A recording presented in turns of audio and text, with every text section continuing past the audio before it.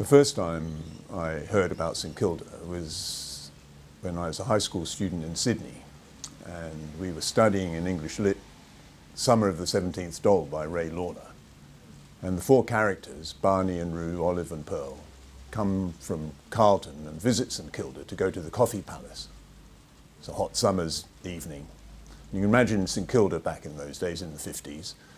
Jazz cafes, coffee, walking down Grace Street onto the boulevard of Fitzroy Street, the big grand street there.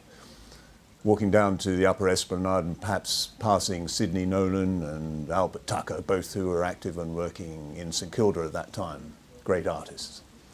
Buskers on the street, people eating, and then turning the corner, going past the Espy, the Esplanade Hotel, and passing the St Moritz ice skating rink, where the Novotel is now, and then continuing down to the Palais to see the twinkling chandelier and Luna Park, with the scenic railway and the Hall of Mirrors and the carousel, the ancient old carousel that we still have here.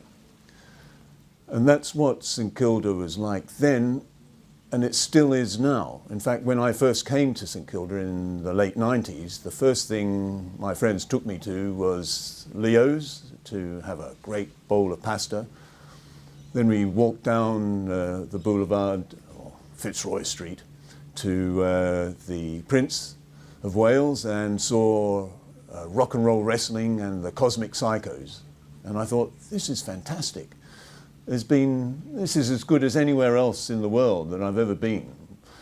And now here I am as an artist in the Shakespeare Grove Studios at the community gardens, the Veg Out community gardens in St Kilda. And out through the door here I can see those scenes that those people, Nolan and Tucker, would have known so well, and Barney and Rue and Olive and Pearl, the characters from the Summer of the 17th Doll. I can see the Palais, and I can see the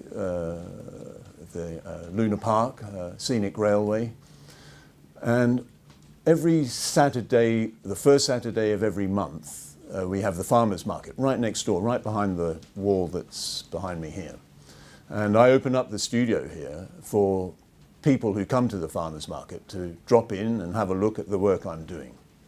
And the response is fantastic, because people who come here to buy something at the market and go to Ackland Street and have something to eat in one of the restaurants, they also get to see artists. And artists have always been a part of St Kilda. The whole cultural vibe and buzz of St Kilda has been art and food and dining out and coffee and buskers, and it's a wonderful experience. I love having people coming into this studio, and that's why I'm backing the St Kilda Art Crawl.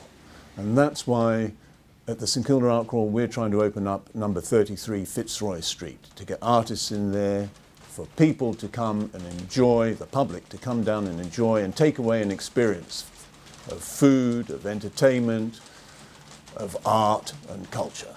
And that's what the St Kilda Art Crawl is all about. This sculpture is called Portrait of My Mother, portrait of the artist's mother.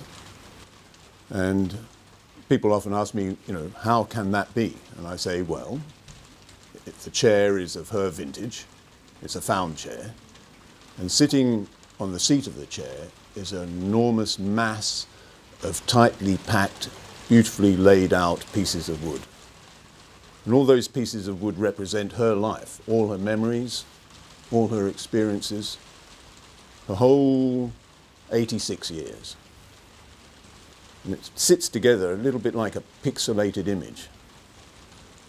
And when, as we all will, pass away, when she does pass away, I like to think that perhaps, like a pixelated image, that order that she has held on to so tightly throughout her life, and particularly in her older years, will just disperse into the wind.